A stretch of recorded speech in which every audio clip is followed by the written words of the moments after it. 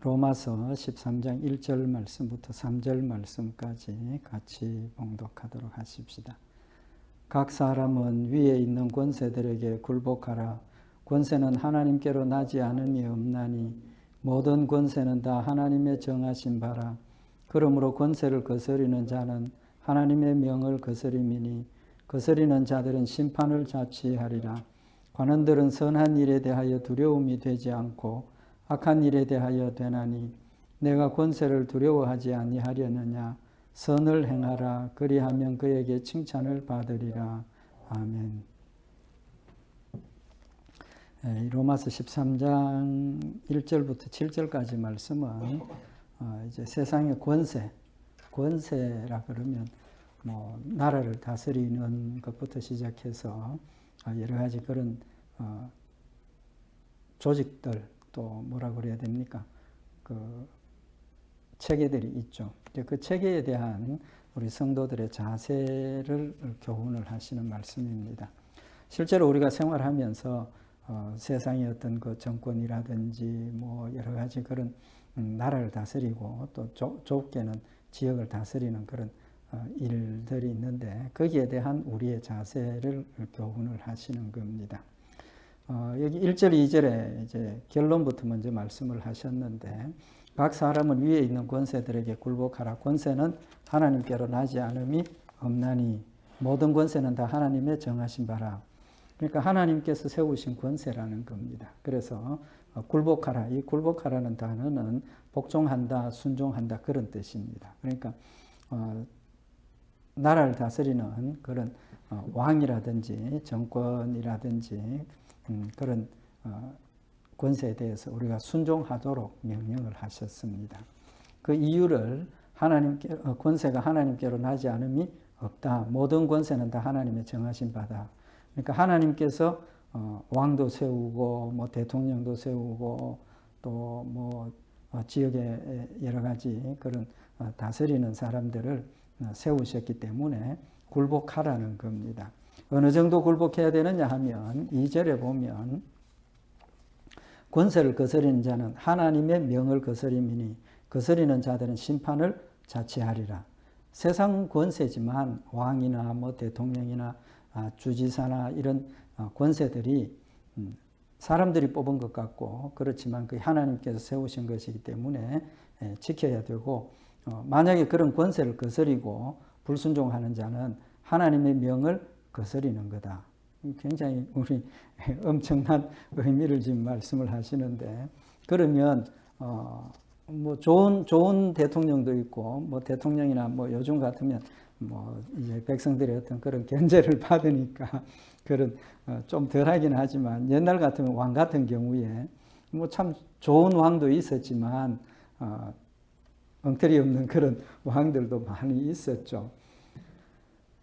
그런 것들에 대한 그런 권세들에게도 역시 우리가 굴복을 해야 되느냐, 순종해야 되느냐, 이제 그런 현실적인 문제가 있는데, 이제 1절에서 7절까지 그 문제들을 우리에게 다양하게 교훈을 하시고 있습니다. 근데 결론은 하나님께서 세우신 권세이기 때문에 순종하라는 겁니다. 순종해야 되고, 어느 정도냐 하면 그 권세를 받은 자들이 하나님께서 세운 자들이니까 그 불순종하고 대적하면 하나님을 거역하는 것이다. 이 굉장히 이제 그런 내용입니다. 근데 이제 결론부터 한 가지 더 말씀을 드리면 왕이나 뭐 어떤 권세들이 하나님의 명령하고 배치가 될 때는 우리가 하나님의 명령을 따라야 된다라는 이제 그런 의미를 지금 우리에게 교훈을 하시는 겁니다. 한번 이제 말씀을 참고를 하도록 하십시다. 1절에 보면 각 사람이라 그랬는데 개인 모든 사람 통괄적인 의미기는 하지만 전체 모든 사람 개인이 다 그런 뜻입니다. 예외가 없다는 겁니다. 특권이 없고 예외가 없이 모두가 다 하나님의 명령에 복종하는 것처럼 세상 권세에도 복종을 해야 된다는 겁니다. 그래서 권세라는 이 단어는 통치자, 권력자, 뭐 이제 그런 의미가 있습니다. 그러면 이 권세의 그 범위가 어디서 어디까지냐는 겁니다. 우리가 보통 권세라 그러면 그냥 왕이나 뭐 대통령 어떤 그런 정도로 생각을 하는데 이 권세는 그렇게 제한적인 게 아니고 하나님께서 세우신 모든 제도입니다. 그 베드로전서 2장에 보면 이제 이 문제를 조금 구체적으로 이제 기록을 하고 있는데 베드로전서 2장 13절에 보면 인간의 세운 모든 제도를 주를 위하여 순복하되 혹은 위에 있는 왕이나 혹은 악행하는 자를 징벌하고 선행하는 자를 보장하기 위하여 그에게 보낸 방백에게 하라라고 말씀을 하셨습니다. 그러니까 오늘 여기 본문에 위에 있는 권세라는 그 말은 큰 권세를 가진 자라 왕이나 뭐 어떤 그런 사람들 뿐만 아니라 모든 제도라 그랬습니다.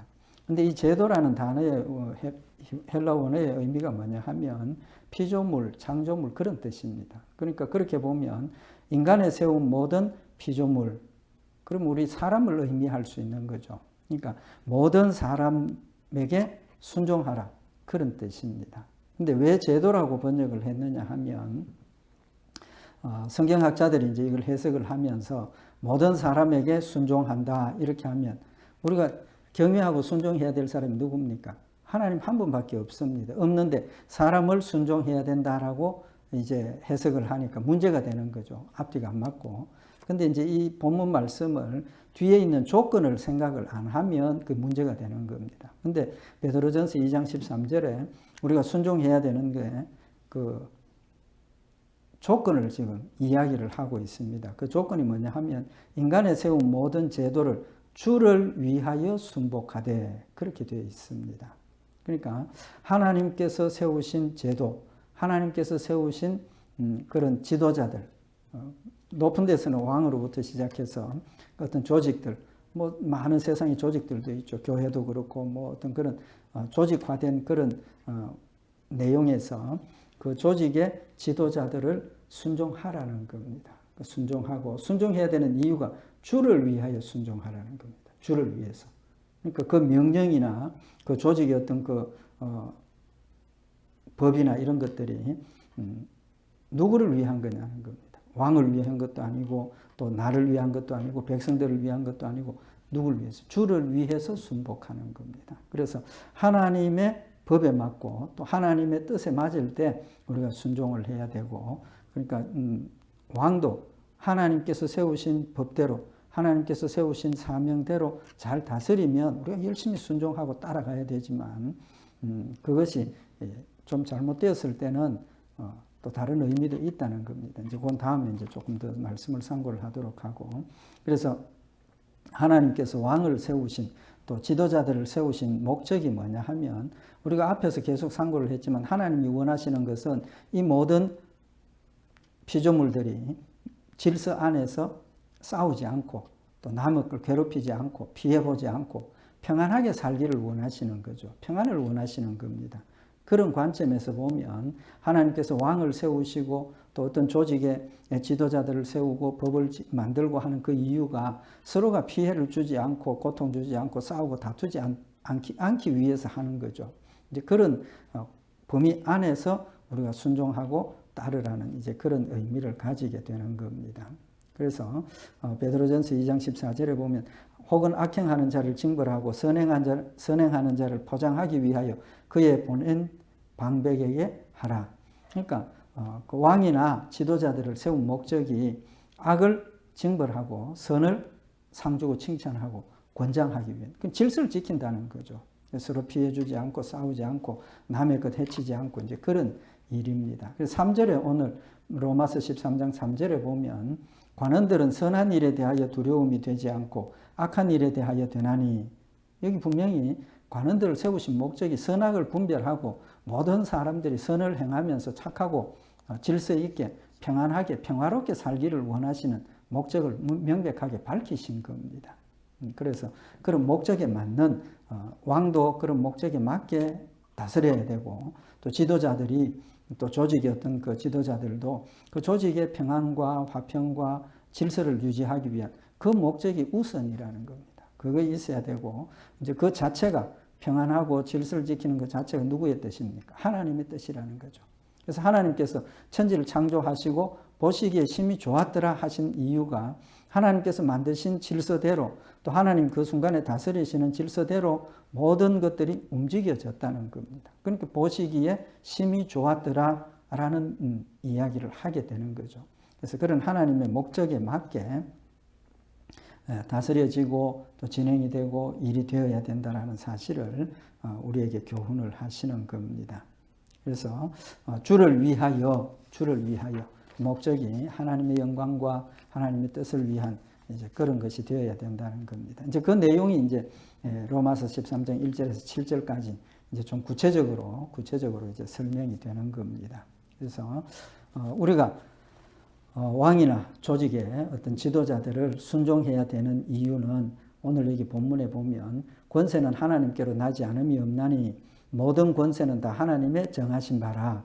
그러니까 이 표현이 뭐냐 하면 큰 틀에서 보면 하나님의 뭡니까? 절대적인 주권입니다. 하나님 주권. 칼빈주의의 핵심적인 사상이죠.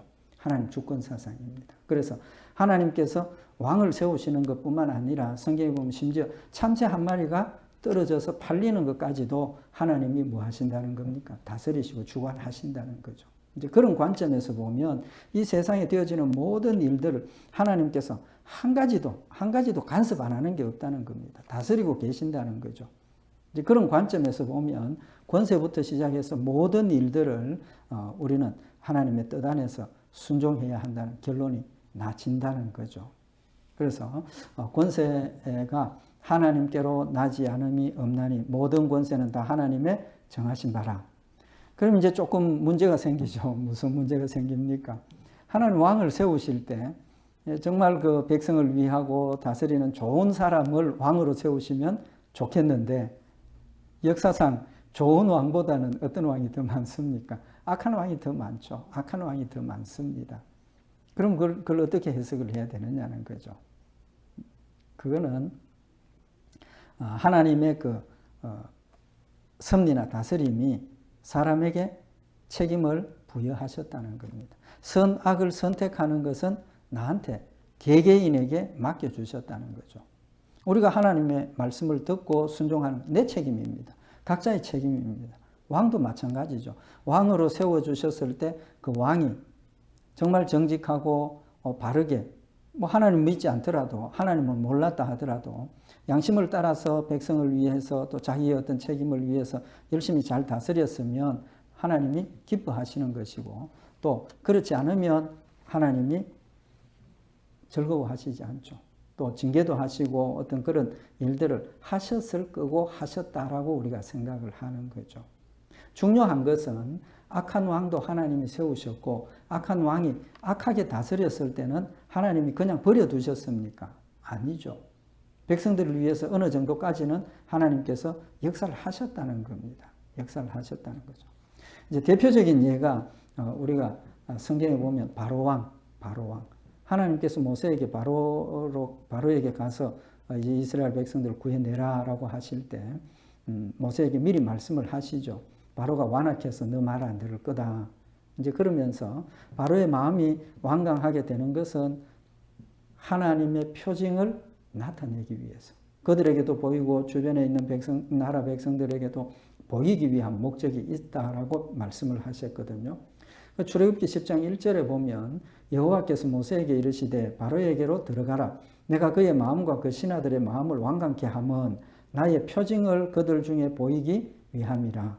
그래서 하나님께서 바로의 마음이 완강해서 하나님의 말씀을 거역하고 불순종해서 여러 가지 징계를 내리시는 그런 과정을 통해서 애굽 사람들에게도 하나님의 살아계심을 보여주었고 완벽하게 복종은 아니지만 마지막에 두려워서 바로가 항복을 하고 이스라엘 백성들을 쫓아낼 만큼 하나님께서 하나님의 역사를 보여주셨고 그 역사가 애굽 사람들에게만 전달된 것이 아니라 주변에 있는 나라에도 전파가 되었다는 거죠. 전파가 되었기 때문에 주변에 있는 사람들도 이스라엘 백성들이 애굽을 나와서 가나안까지 가는 그 과정에서 두려워하고 길을 열어준 사람들도 있고 또 오히려 거기에 대적을 한 나라들도 있고 다양한 그런 모습을 보이는 거죠. 이제 그런 관점에서 보면 하나님께서는 악한 왕도 하나님의 그의 거역하고 불순종하고 악한 행위를 통해서 하나님의 살아계심과 하나님의 공의를 우리에게 보여주시고 가르쳐주시는 하나님의 그런 구체적인 역사를 알 수 있다는 거죠. 그래서 성경에 보면 악한 자도 악한 날에 쓰임을 받는다 하는 그 말씀이 하나님의 그 섭리와 하나님의 전능하심이 모든 것들이 합력해서 선을 이루도록 이끌어 가시는 하나님의 역사를 지금 우리에게 보여주시는 겁니다. 그래서 악한 왕이 왜 섰느냐? 하나님 왜 악한 왕들을 버려두셨느냐? 우리가 그냥 큰 것만 보니까 그렇지 구체적으로 들어가서 보면 그 시대에도 하나님이 악한 왕이 하는 일을 통해서 하나님의 공의와 하나님의 사랑과 하나님의 다스리심을 보여주시는 그런 역사가 있었다라고 우리는 해석을 해야 되고 또 성경이 우리에게 주는 교훈이 그렇다는 거죠. 그런 관점에서 보면 우리가 왜 그런 의문이 들 때 크게 봐야 된다. 물론 구체적으로 디테일하게 봐야 되지만 또 크게 보는 관점도 있어야 된다는 거죠.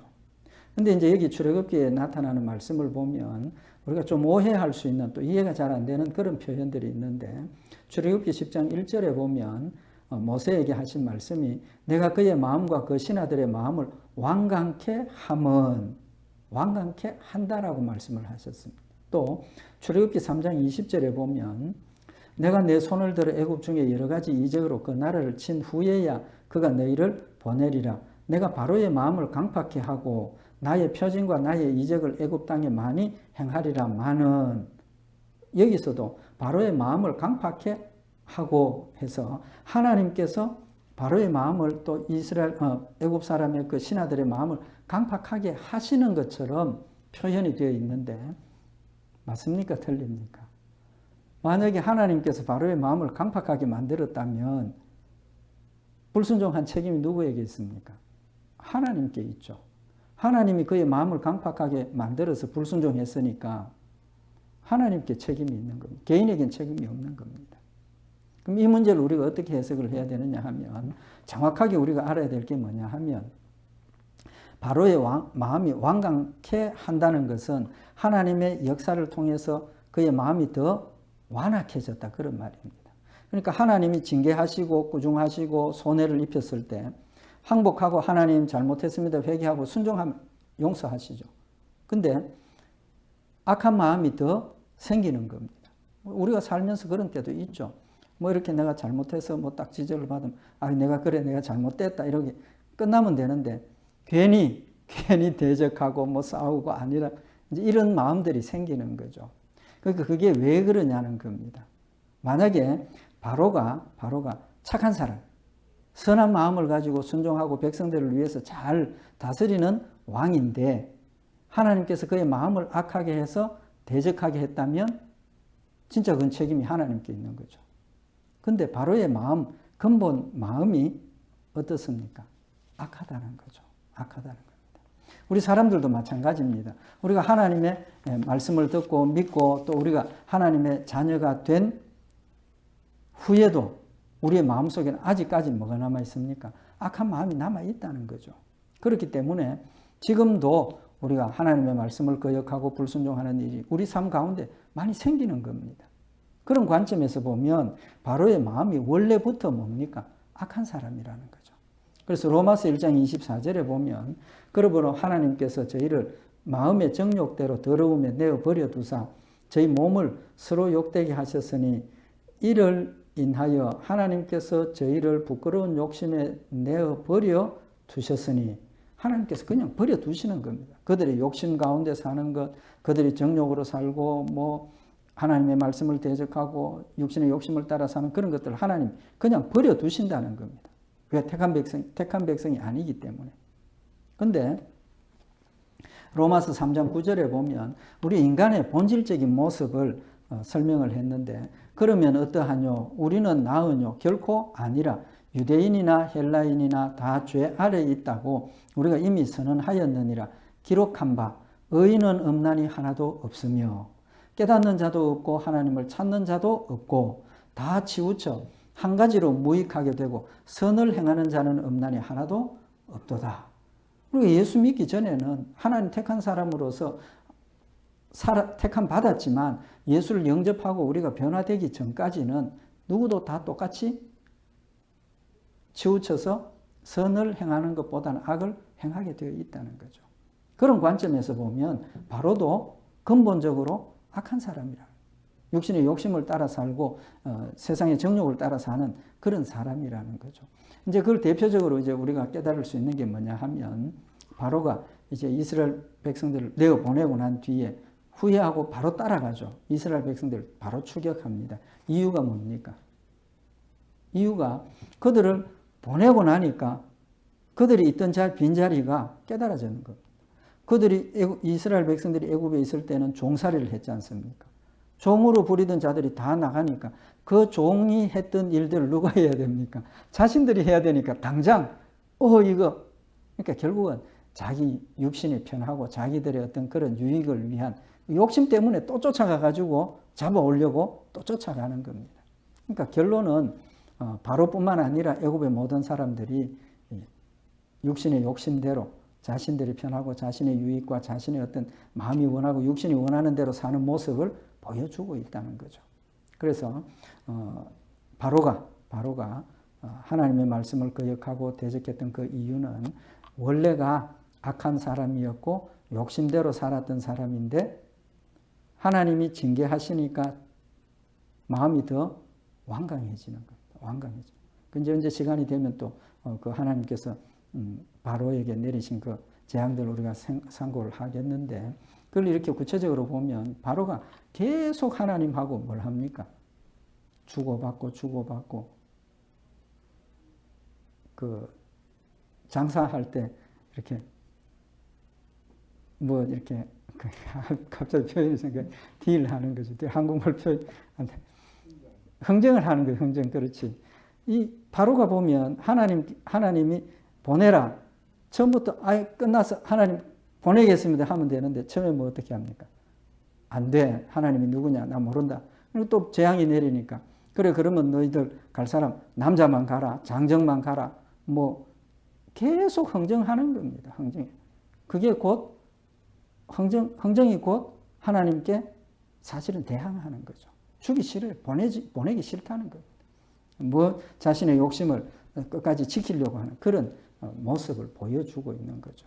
그래서 하나님께서 그에게 징계를 내리시고 깨닫게 하셨음에도 불구하고 이 사람은 계속 더 완악해지고 완강해지고 마지막에 장자를 치는 생명이 사라지는 그런 걸 죽음을 보면서 이제는 뭐 흥정할 마음의 여유도 없고 항복하고 너 보냈는데 보내고 나니까 그 빈자리가 크고 이거 또 그 마음이라는 게 어떤지 우리가 충분히 이해가 되지 않습니까? 그러니까 그의 마음이 원래부터 강팍했고 하나님께서 그 가운데 역사하시는 것을 보면 볼수록 마음이 더 강팍해졌고 이제 그렇게 되어진 것을 볼 수가 있다는 거죠. 이제 근데 하나님께서는 그의 강팍한 마음을 통해서 하나님의 살아계심과 하나님의 전능하심과 하나님의 능력을 자꾸 보여주시고 불순종하면 징계하시고 손해를 본다는 걸 보여주신 겁니다. 그래서 중간에 우박을 내리는 재앙 같은 경우에 애굽 사람들도 하나님이 행하신 역사들을 마음에 두고 이거 믿지는 않지만 말씀대로 되는구나. 마음에 그런 생각을 가진 사람 내일 모레 우박을 내린다 하니까 어쩝니까? 짐승도 불러들이고 사람도 집에 들어가고. 근데 그런 마음이 없는 사람은 상관없어. 그냥 막 버려두었다가 우박이 내려서 큰 손해를 보고 희생을 당하는 그런 일들을 우리가 볼 수가 있죠. 이제 그런 관점에서 보면 하나님의 역사를 눈으로 봐도 못 믿는다는 거죠. 또 순종하지 않는다는 겁니다. 이제 그래서 바로가 원래 완악한 사람이었다. 이제 그렇게 이야기를 할 수가 있죠. 그래서 하나님께서 하시는 그런 역사들을 원래 완악한 사람은 어떤 일에도 받아들이지 않는다는 거죠. 그래서 예수님께서 뭐라고 말씀하십니까? 죽은 자가 살아나도 하나님을 믿지 않으면 하나님 말씀을 또 그 기적을 믿지 않는다라고 말씀을 하시는 겁니다. 그 다음에 이제 예수님께서 그 십자가에 못 박혀 죽으시기 전에 빌라도에게 재판을 받으시죠. 그 빌라도가 이제 하는 이야기가 예수님께 요한복음 19장 10절에 보면 빌라도가 가로되 내게 말하지 아니하느냐 내가 너를 놓을 권세도 있고 십자가에 못 박을 권세도 있는 줄 알지 못하느냐. 빌라도가 예수님에게 너를 지금 고소하고 있는 저 사람들의 이야기를 들어봐라. 너 대답을 해라. 예수님께서 아무 대답을 안 하시니까 빌라도가 내가 너를 놓을 권세도 있고 십자가에 못 박을 권세도 있다. 예수님의 대답이 뭡니까? 요한복음 19장 11절에 보면 예수께서 대답하시되 위에서 주지 아니하셨다면 나를 해할 권세가 없었으리니 그러므로 나를 네게 넘겨준 자는 죄가 더 크니라. 하나님께서 너에게 권세를 주셨기 때문에 네가 지금 그런 놓을 권세도 있고 뭐 해할 권세도 있다고 이야기를 하는 거지, 하나님 주신 것이 아니면 넌 그런 것 없다. 예수님 분명히 말씀을 하셔서 세상의 권세는 다 하나님께서 정하시고 세워주셨다는 사실을 말씀을 하시는 겁니다. 그래서 이 사실은 하나님의 절대적인 주권 사상을 우리에게 교훈하시는 의미가 있고, 다니엘서 2장에 보면 느부갓네살 왕이 자신이 꾼 꿈을 내용도 모르겠는데 분명히 뭔가 중요한 것 같아서 그 꿈 해몽하는 사람들에게 꿈 해몽하라, 꿈 내용도 이야기를 안 하고 해몽하라니까 아무도 못한다.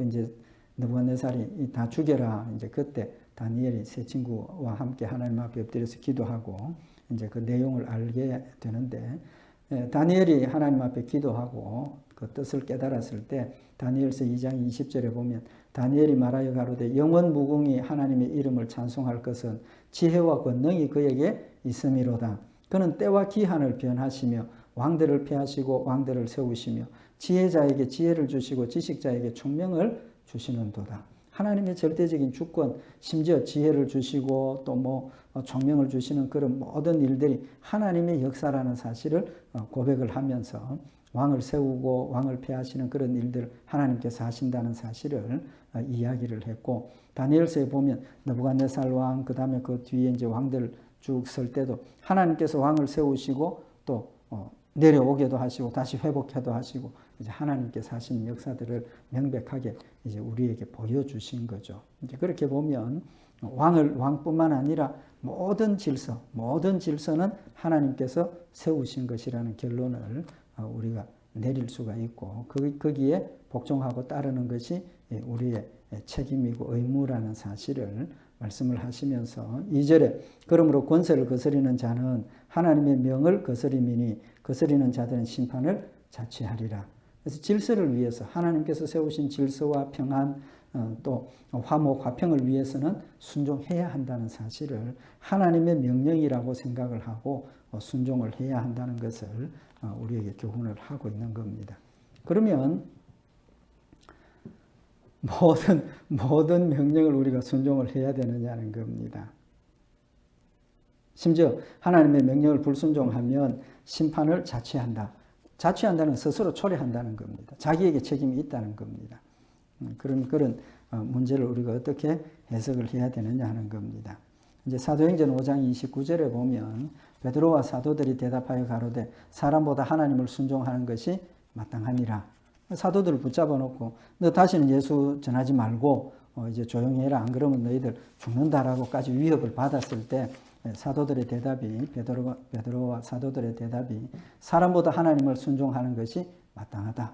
이제 그 해답입니다. 뭐 이건 좀 정확한 거죠. 그래서 명령이나 세상의 법이 하나님의 법과 상치가 되고 또 하나님의 법을 대적하는 반대가 되는 것은 우리가 순종하지 않는다는 겁니다. 이제 그 뒤에 이제 양심에 대한 부분 이제 나오기 때문에 그때 가서 이제 또 우리가 자세하게 참고를 하도록 하고, 하나님께서 왕 또 각 지도자들을 세운 목적은 평안을 위해서 질서와 화평 서로 해치지 않고 하나님 주신 범위 안에서 잘 살도록 하기 위한 목적이 명확하게 있고 또 그것을 위해서 우리는 열심히 순종하고 협력해야 된다라는 결론을 오늘 이 말씀 우리에게 교훈을 하시는 말씀입니다.